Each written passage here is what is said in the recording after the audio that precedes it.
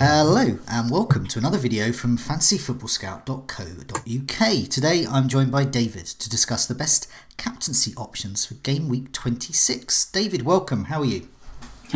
I'm very good, thanks. Other than how double Game Week 25 went, which was just a massive anticlimax for me and a lot of people. Yeah. I've had two captain blanks in a row now, which for me is too many. Leroy Sané let me down. Unless some people may have already seen it on Twitter, I've worked out that Sané is now responsible for 66% of my captain blanks this year. So I absolutely need to get back on the horse this week and get it right, which is why I'm very happy to be here helping with this captain. Yeah, well, this week looks a bit better, hopefully. I also captained Sané, so that was a tragic moment. But at least I had Laporte, so to make up for it. Very happy for you on that one. I went from a disastrous game week to a merely average one. But this week, as I said, looks really good. I think there's absolutely tons of options for the captaincy this week. But I'm going to start with the obvious one, Mo Salah at home to Bournemouth. To me, on paper, this looks like the great fixture, but he has blanked in his last two matches, which I know has put some people off captaining him. But what do you think? Do you still think he is the best option this week? I mean, he's definitely a very, very strong contender. Obviously, people have been put off by, of course, two blanks, and Liverpool seem to have stuttered a little bit in the title race. Obviously, Man City are now back top of the league, so it's certainly a very different situation with Liverpool and Salah than it was, say, 2 weeks ago. It's still worth saying that Salah is still top of the league for expected goals over the last 4 game weeks, so I don't believe he as an individual has lost it or is necessarily out of form. He's not comparing as well as I'd perhaps like. Sort of in terms of just raw numbers over that period. 6 shots on target. We've got 3 players who are better than that. 5 chances created, which again is lower than you generally expect. We've been captaining him a lot in December and January when it's more like 9 or 10 shots on target over a specific period. Slightly more shots in the box. It was 8 over the last 4. We were looking at maybe 10 and 11, and it was normally double figures for chances created. So that has dropped a little bit. So I can understand the concern. For me, I think if you're going to captain Salah this week, it's going to be because of the fixture more than anything else. I think Bournemouth at home is, for Liverpool, is just the perfect opportunity for them to get back to winning ways, get 3 points on the board in their title race, because Bournemouth away from home over the last couple of months have been rubbish. Over their last 7 away games, they conceded 20 goals, scored 3.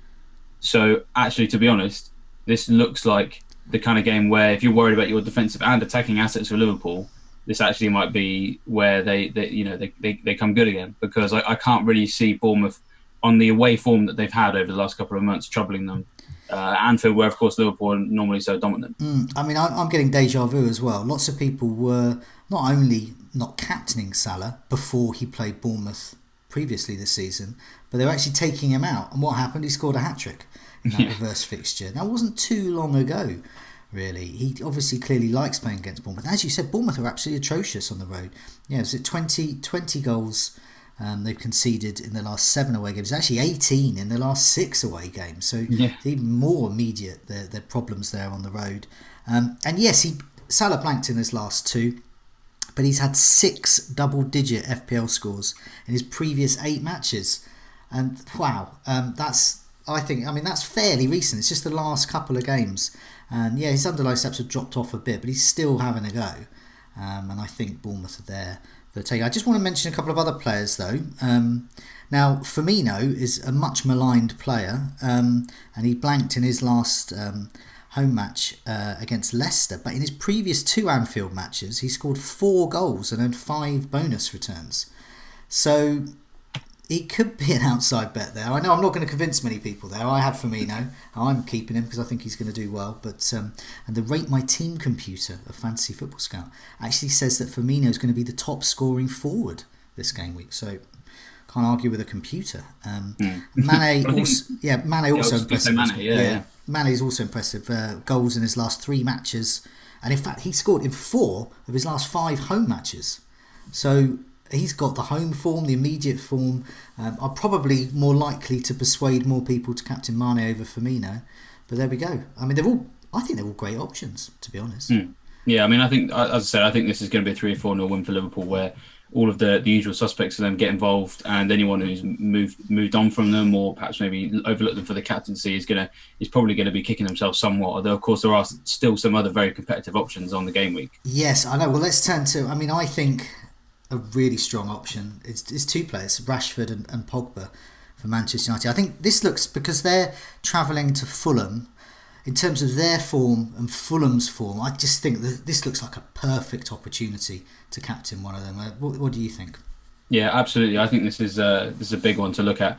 For me, there's several component parts that you need for a very strong captaincy case, and I think with both Pogba and Rashford, we have all of those. So first up, the players are in form. We know they've been scoring goals. Underlying statistics, they're still just completely dominating the top of the charts when it comes to goal threats. So they're joint top for shots on target over the last 4 game weeks with 9 apiece.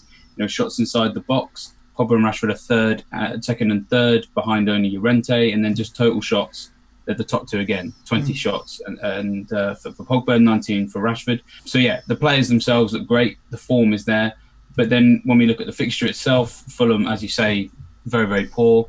Defensively, they haven't looked like they've improved defensively under Ranieri at all, and the numbers are still there to suggest that they just love giving the shots up. Last 4 home matches, Fulham bottom of the league, 35 goal attempts conceded in the box. So Pogba and Rashford are going to have a hatful of chances, and based off their current form and the way they've been playing, you'd have to be a very brave man to bet against them both, neither of them getting attacking returns in this one. Yeah, I mean, looking at Fulham as well, yeah, I mean, I noticed that over the last 4 matches, only Watford have conceded more than Fulham, 40 shots conceded compared to 41 there for Watford, and only Huddersfield have actually conceded more goals than Fulham's 8 over that time frame as well. So yeah, it's perfect. Pogba's my vice captain at the moment. I still think Salah, because Bournemouth are so atrocious on the road, I'm minded to go Salah, but it's quite tough actually. I mean, I haven't ruled out switching to Pogba. Yeah, me neither. I mean, I think the thing is as you've obviously been speaking to Simon with the Meet the Manager video about what influences your decision. I went for Salah as well initially when I did my bus team, and it's kind of just because I have a feeling about that individual player. I feel that Salah has done more good for me over the last 2 years than Pogba and Rashford have. And that might end up tipping the scales for a lot of people, is that he's just someone that we historically have relied on more, and he's rewarded us with, on more occasions than Pogba and Rashford have.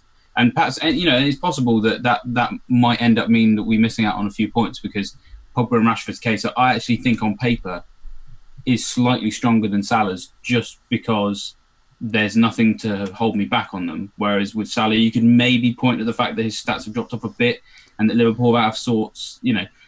It's not a very big caveat, but it's certainly slightly more of a caveat than with the United lads. So it's going to be a really tough call for a lot of people, for me as well, and as obviously you just mentioned, tough one for you as well. Yeah, now a player I'm looking to get in is Son from Spurs, and I actually think I won't be captaining him, but I wouldn't argue against captaining him.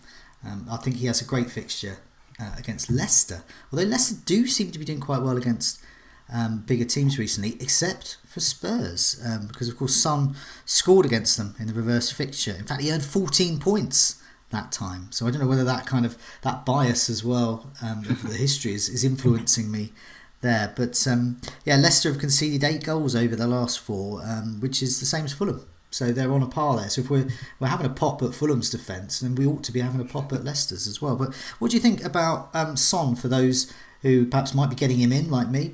Actually worth the armband as well? I mean, it's worth considering because of the form that he's in. It's just utterly ridiculous how reliable he's been over a very, very long period. So since game week 13, in games that if you factor in games he's played and you take out the one he missed because of the Asia Cup, he's averaging something like 8 or 9 points per game. And that's the level of reliability that, over a long period of time, that we last season looked at Salah and went, that's exactly what you need out of a captain candidate every week. So completely understand why he's part of the conversation. Leicester, I never really know what to expect with Leicester. They're a real enigma this year. I don't really know what their fans want from them, and I don't really think their fans know what they want from their team. It's a weird one. So their fans are never quite on the same page as the team. Puel's kind of is he having an argument with Vardy? Is Vardy, insulting Puel on the pitch or whatever? It's a weird one. So, but every now and then they come up with a decent result. So obviously, they got 6 points out of Chelsea and City over Christmas. They got thrashed not thrashed, but they conceded heavily to Wolves. So we're thinking, Liverpool will completely blow them away at Anfield. It was a 1-1 draw. I think for me, Leicester's just too much of an unpredictable side for me to captain someone playing against them right now. Yeah, I think when we've just mentioned the Manchester United players and also with Salah and the United guys, he's probably going to miss out, but he'd be my third choice, I would say.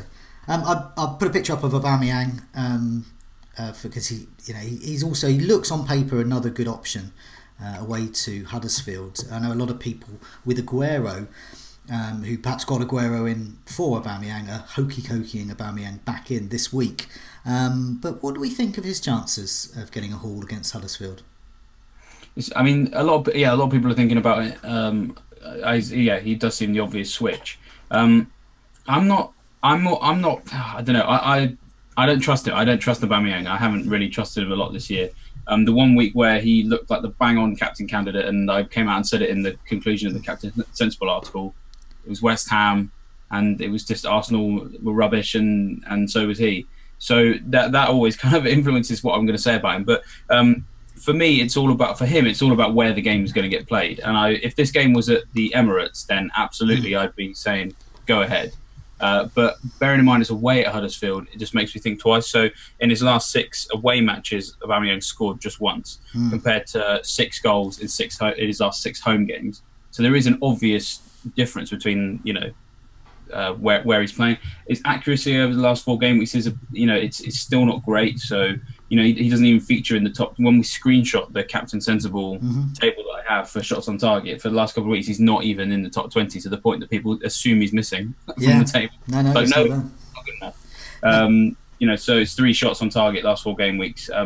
From 9 shots, so I mean, that's theoretically it's 30% accuracy, which is probably higher than some of the people with more shots on target who've had more shots. I will admit that. But him as a player, I don't trust him away from home. Why people are considering, of course, is that it's Huddersfield, who at home have conceded more big chances than anyone else in the last 4 home matches, 16 big chances, and third bottom for goals conceded in the box in home matches as well. So it's form over fixture for a lot. When people try and make decisions. But Aubameyang, it's a fixture call for me rather than a form one. See, I share your concerns about Aubameyang away from home, but I actually don't know if Huddersfield are truly that awful. I mean, I think they'll lose, but I don't think there may be a hammering. So they're actually, over the last 4 game weeks, that's home and away, but the last 4 matches, they're actually the 8th best in terms of conceding shots. So they're in the top half, really. And so that's they're among the better Premier League sides there in terms of that underlying stats. But as you said, at home, but they have got a new manager now, so we need to be looking perhaps more. Hopefully we'll get a bit more data in the next week or 2 about his impact on them, and it may well be that he'll make them more defensive. We don't know; it's a bit of an unknown. But I noticed you mentioned about Aubameyang's recent stats as well. The last 4 game weeks. In fact, there's 19 players that have had more shots than Aubameyang. And that includes the likes of Mounier, Lucardia at Brighton, and Jordan Ayew, the much maligned Palace third choice striker now. So I think, you're right.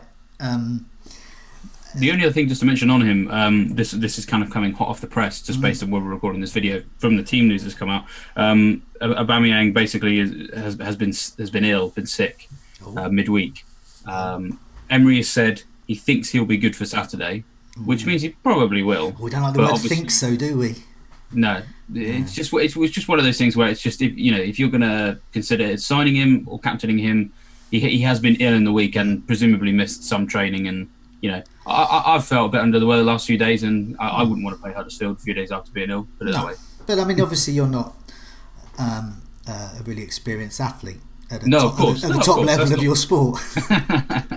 But it's just something to think about, though. That he has been ill this week. So So the player that some people are thinking of ditching to get Aubameyang in, if we haven't put them all off, is Aguero. Obviously, one of the stars of the double game week Absolutely fantastic in the first game.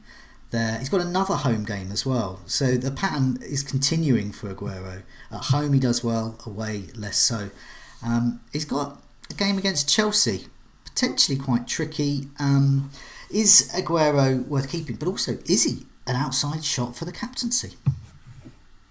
Yeah, I think so. If I had Aguero right now, and I'm looking at Aubameyang for game week 27, I would be tempted to keep Aguero for one more week, because I do just think Aguero at home against anyone, for me, is so much more reliable than Aubameyang away from home, regardless of who the opponent is. That's just the way I see it. There's plenty of data to support that as well. I mean, Aguero completely outperforming Aubameyang for underlying statistics in the last 4 game weeks. 12 shots on goal, 10 in the box, 6 on target. That's double as many shots on target, and he's playing in a team that's more reliable in at home than Arsenal are away. So yeah, I think so. I think that's a strong. Yeah, if I had Aguero, I'd keep him. And he'd be going nowhere. He looks like he's a start. Yeah, Aguero is in with a shout of the captaincy, I think. Because I think he'll get points. I just don't know whether he'll get lots of points. Chelsea, over the last 6 away games, have conceded 10 and only kept 1 clean sheet. So there's goals for City there, I think. And he's often the man to score them at home. And especially, I think, as well with title rivals Liverpool, let's say, are very likely to beat Bournemouth, we think. So that's going to put the pressure on City there as they try and retain that top spot there in the Premier League. So they're going to want to go. They're going to want to go for this, and they're going to have their best players. It's going to be Aguero there. I think anyone captaining Aguero, I think you're going to get points. I don't know how many points, but I think you're going to get points there. But what about just looking at the rest of the fixtures before we go? Any other kind of outside bets for the captaincy? I thought Jimenez at Wolves at home to Newcastle looks quite good, especially with Jimenez's recent form. But I don't know if he or anyone else was worth mentioning. Yeah, I think if you're looking for like a wild differential, then Wolves is probably the best bet. Newcastle. Particularly poor defending set pieces, for example. Wolves seem to have kind of found their set piece mojo now. They were quite poor at it at the start of the season, or rather they didn't create too many chances from them. But Moutinho in the last couple of game weeks has been crazy. He had one assist in the first 18, 19, 20 game weeks, something like that. But in the last 6, he's had 6. And a lot of that's been for Jimenez, to be fair. So Jimenez still looks good, but a whole number of options all across the park. And Doherty, I think, again, is worth looking at, because, I mean, I'm looking at this game against Newcastle and thinking a double-figure haul for Doherty is not out of the question at all. I mean, he nearly scored a hat-trick against Shrewsbury in the FA Cup. Wolves, very much, their big threat is in wide areas with the fullbacks, him and Johnny. They just look fantastic. And, So, I mean, if you're going to... the most captainable defender this week is definitely Doherty, in my opinion. Yeah, I think so too. I think, we have to cater for all tastes. The obvious captaincy is Salah. Yeah. There are other options with Pogba, Aubameyang, Aguero. But also we have to cater for the real mavericks who are out there who are thinking, I'm going to captain a Wolves defender. And that's not as ludicrous as that sounds, given Newcastle won't. I'd be very surprised if they scored away at Wolves. I would. Yeah. I think so too.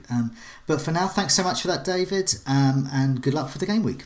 Cheers, and to you as well.